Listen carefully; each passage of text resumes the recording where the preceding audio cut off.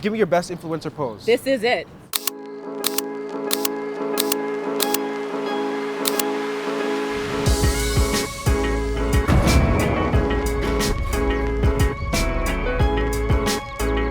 Hey BG Squad, welcome to another episode of the Gonez Show. I'm your host, Gonez, and this week we're talking about influence, specifically influencers. And I'm gonna tell you why in a hot second, but first, let's get the homework done. Meaning subscribe to this channel right now, hit that notification bell, and follow us on all of our social media right now. Okay, back to the story, because here's the thing. We all either follow an influencer or at least know someone trying to be one. Am I right? Don't lie, you know, it could be your muma, your sister.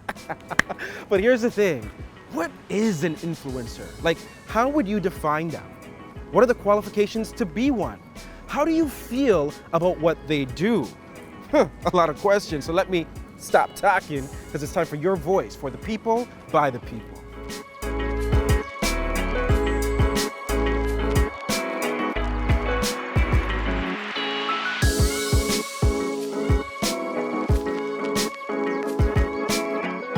Talking to the people about? We're talking about influencers. Are you an influencer? I don't know. I don't look at myself as an influencer. Do I have some influence? Is it a negative thing? Being an influencer? Yeah. I don't think it's a negative thing. I think it's actually a career now. I think you can actually make it a career. And I think there's a lot of people who are trying to figure out how can they be an influencer. So let's go find out. I follow you on TikTok. Oh, there, my daughter. There you go. Talk to me nice. She's very good, yeah. What do you think about influencers? Well, I like influencers. It depends what they're really like showing. I mean, being an influencer is not just about taking a cute picture of your avocado toast somewhere. It's just, you have to like create your content. You have to time your content. You have to make sure you have a theme. Like, it's a lot of work, I would say. Ooh, the eye roll. Like, what happened? what is that though? What are they? What, like, are they truly, like, what are they influence? I don't believe any of that. A video that you posted that you shot 27 times and then filtered, but is it the truth? No, because when I see you in Walmart, you don't look like that. I find that like there are people who are legitimate influencers and like it's a real job, and then there's the people who are trying so hard to be influencers when like they're really not. One's where if you have like a 250,000 following and you get paid by companies, if you're getting sent like free cans of Vessi drinks and you're like doing an unboxing for your 1,000 followers, I'm like, okay, cool, like we get it. Like, relax. By the way, it's the nails for me. Oh, sis, thank you. Seems like a kind of superficial way to live, basing like your whole career and your livelihood and your mental health off of other people's opinions of you. Probably not the best way to go, but that's not to say that there's some that don't do that, so. What would be your definition of an influencer? I guess someone who just has a strong message. I like when it's linked to a cause, something that is important to them. Okay, think of someone who's like young, conventionally attractive, likes to post pictures of themselves looking good or themselves and their friends, and usually they make income by just doing like sponsorships and brands sending them stuff, and they kind of help promote that. So you're not about that life? No, I don't use social media. So we're out here talking about influencers, so why don't we actually talk to them? And I found some great ones for you, including motivational content creator Dante Colley and Miss Universe Canada 2020, Nova Stevens. But first, let's get the tips and the tea on how to start your career being an influencer with Toronto travel blogger Solmaz, also known as the Curious Creature.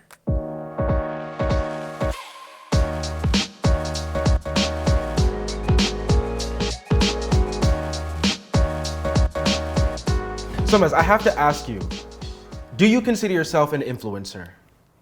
Do I consider myself? I've been called an influencer by the digital space and that community, but I don't consider myself an influencer. I never have. It's a word that was given to us. It's the word that like everyone loves to hate. You know, we have a bad rep. That's unfortunate because it's a lot of talented people in this pool. Why do you think influencers have a bad rep? It's just seen as not work. Well, let's get into it, because there are so many people who have a passion and they want to turn that into basically a bit of influencing and make a living off of it.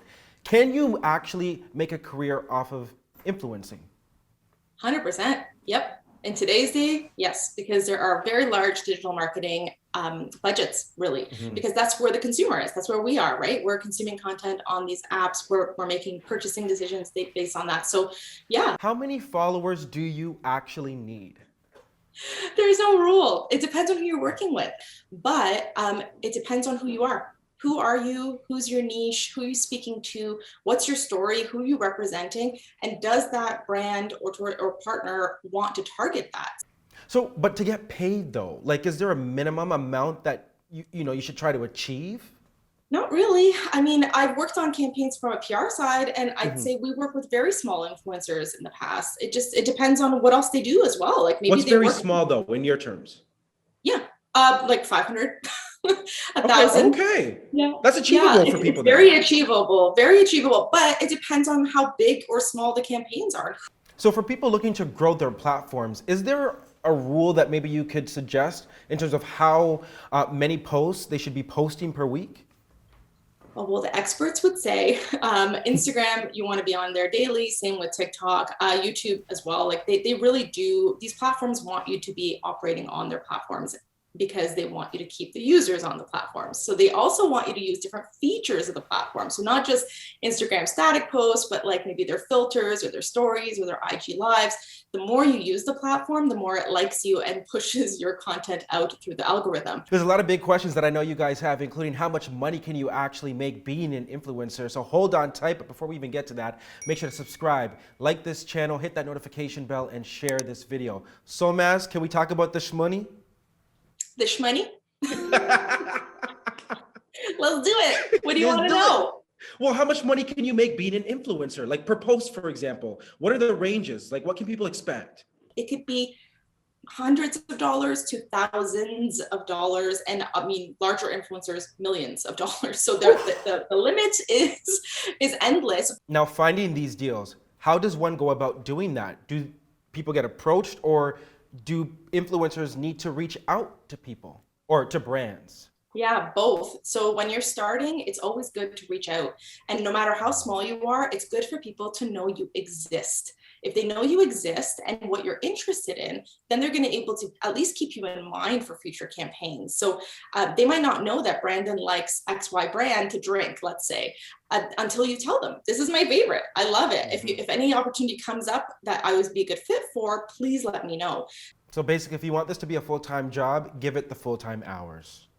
Exactly. You nailed it with that soundbite, Brandon. Like you really do need to give it time. You need to give it time. You need to give it energy, and it needs to be something you love. So Maz, the curious creature here feeding our curiosity. Something like that. Who would you say is like the godfather of influencers? Like the OG? The OG, like the original influencer. I'm gonna say Kim Kardashian. Yeah, I gotta say Kim as well. Yeah? Who do you think? Yeah, I think Kim Kardashian is like the one who started out Paris this Hilton. social media. Do you think like there's a certain threshold of followers people need to have to be an influencer? 1 million. It doesn't matter about the followers. I never look at the followers. I more so just like look at the content, what they create, if I like it, if it's something like I want to see. That's it. If they do it in a genuine way, like where I'm like, okay, I believe you, like you're funny, you're like making fun of yourself kind of, you're not taking yourself too seriously, I'll follow that. If you're just like a hot gay who's just like, oh my god, I love sleeping on my new Endy mattress. Sleep for me has always been so hard, but thanks to Endy, or like, I hated walking before, but thanks to like Asics, I can walk anywhere I want. There are people like that though, and I'm like, this is so true. Get out of my life. How much money would it require for you to move from your current job to being an influencer? I mean, it's probably too low actually, but no, I don't know, maybe like a nice 100K to start nice off amount. And jump off to do something, and that'd be healthy, you know. Have you ever wondered though how much money influencers make? No. No? No. Hey BG Squad, just a reminder, make sure you subscribe to this channel, like this video, hit that notification bell, and share this video. All right, I want to bring in somebody special into the chat now, and I'm talking somebody who's a motivational content creator who's worked with the likes of Ariana Grande and Will Smith. I'm talking about Dante Colley. Sí. Tu culo está aburrido. Bien boring, bien boring, bien boring. Do you consider yourself an influencer?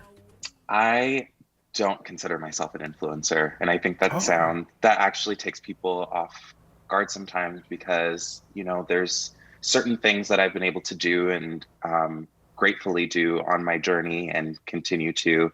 But I think there's a difference between influence and impact versus like influencing just to be a walking billboard. All right, well, let's talk about it because as you mentioned, you don't consider yourself an influencer, but you are someone who has influence.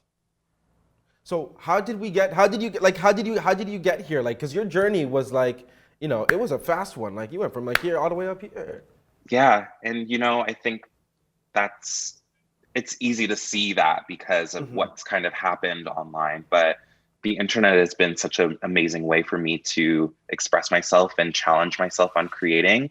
But I'm totally a person outside of Instagram too, and outside of TikTok, who is really trying to find ways of empowering others, especially young kids, to know that they can be themselves and they don't have to hide behind somebody that they're not anymore. Yeah, and I want to pull some more pieces of advice from you because I think there are a lot of people out there who have passions and they are trying to grow their own platforms but don't necessarily know how to do that. So what formula worked for you? The formula that worked for me was just being myself. And that's such a basic way of saying it and putting it, but don't be basic with me. But that's the thing too, is that like whatever's meant for you will happen for you. So as long as you have the confidence in whatever you're putting out, you will find your niche and find your community. That to me is the recipe. So how did you find your niche? Was it trial and error for you? Absolutely. I think that's kind of how it always goes with anything that you are taking a chance on or a leap of faith on. You just have to know that you're going to fall. We are literally pioneering a brand new time of digital media and in a digital space. And it's just important to know that you are a part of that and you are making that change for the next generation to kind of walk behind and walk towards. See, you're doing meaningful work with your platforms. On the other side of things, though, I mean, there are some people, content creators, who don't do meaningful work, and they do that vain work that we were talking about. Right. What are your thoughts on that? That's what they do, and that's their thing. And my thing is just different. With all of the fast and quick information that we get online, sometimes it's not passed along in the best way that it should be. And it's not actually meaningful or educational. And I think like we are all people that can learn from one another. But again, like you do what you got to do for you. And I'm going to do what I got to do for me. And that's totally okay. Okay. And Dante's be taken care of financially as well? Trying our best, trying our best, we have to just know that like it's going to be a risk doing what you love. But you have to be up for all of the challenges that come with that and all of the accomplishments that come with it too. So what's next for Dante? What's next for me? Well, there's so many things that I am excited to be working on, which you'll see if you stay up with me. Why don't you drop the breaking news right now for us on the show? Because you'll see when it comes. I don't like to spoil it. Are you trying to tell me to stop being nosy? Because I got the biggest nose out here. No, it's just, we're all figuring it out too. But definitely getting myself more into acting, definitely doing some more dance work and hopefully some more everything. So what if your family member, like your sister or brother, told you that they wanted to become an influencer? I'm an only child. So I don't even have to do that. My son is 12. All he wants to do is like be a gamer, a YouTuber, or whatever it is. Yeah. Okay, child, yes. It used to be firefighter, I guess, right? Or so race now car he kind driver. of wants to be a gamer influencer. Do your thing, yes. And you're cool with that? What else, like, just because the aspiration is different than when I was younger doesn't mean that it's not something that you should be going after, right? So do you think influencers can do meaningful work? Oh, absolutely they do. Absolutely. If you're having a bad day or a low day and you connect with somebody, one of these influencers, they could really lift your spirits up. And I found that myself personally because I'm dealing with certain things. It's like nice to see how other people are staying inspired because we're all in the same boat. Instagram is a platform that is superficial because it's likes, right? But isn't that all social media platforms? That's all social media, but just because the platform might have like a superficial way that it runs doesn't mean like the influencer is superficial. I think that's a bit of a generalization there, you know? Just because my money comes off likes don't mean I can't be speaking some truth on my platform, right? Facts. Facts. I mean, this company is built off of likes and views. Yeah. Comment, like, subscribe right now. I think we're figuring out that you are an influencer. No, we are a media company with influence. Oh, okay. Okay, in the waiting room, we have Miss Universe Canada 2020 and only the second Black woman ever to win the pageant, Nova Stevens.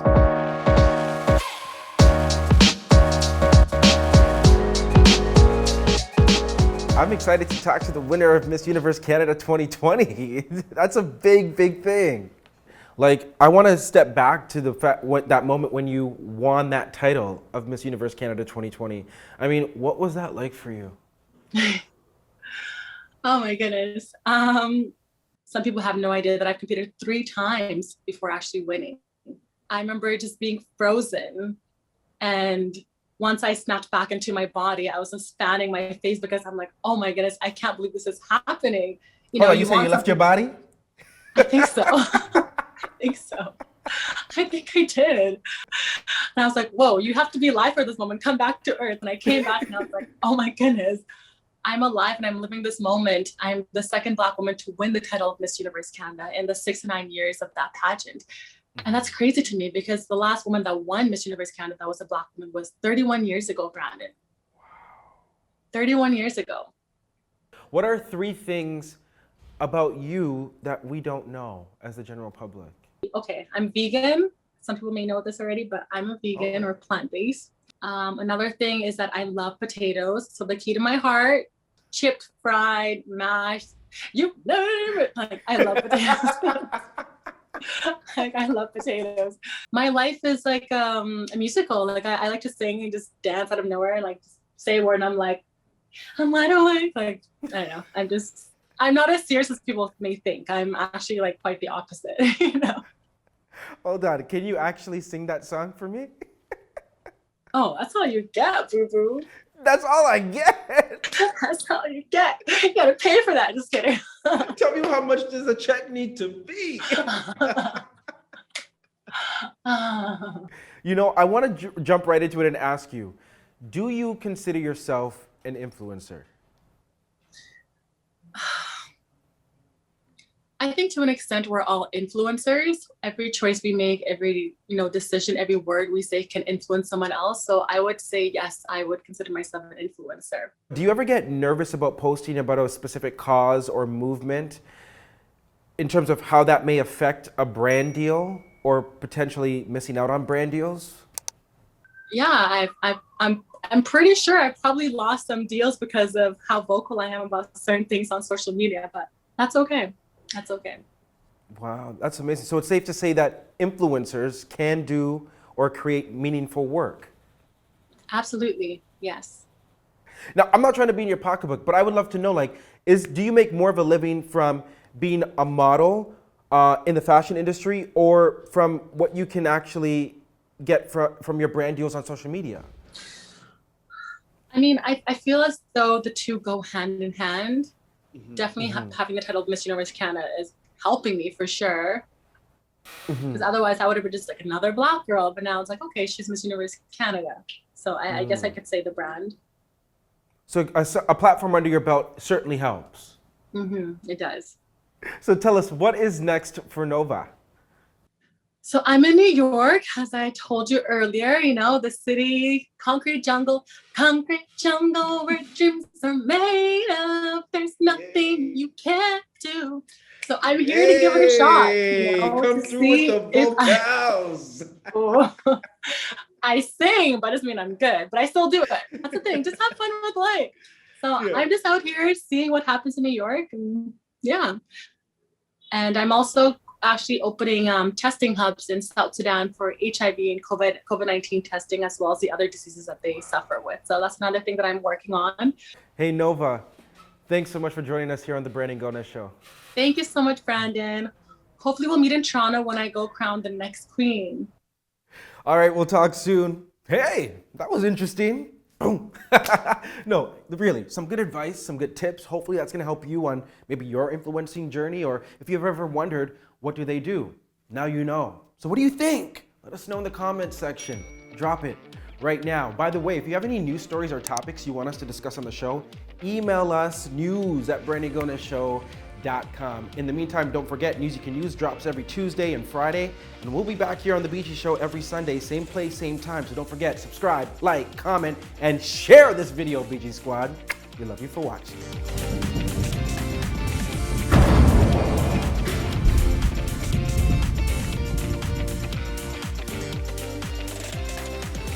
I was gonna say, you're glowing. Oh no. It's the oils on my face. She's oily. She's pretty. Oh, thanks.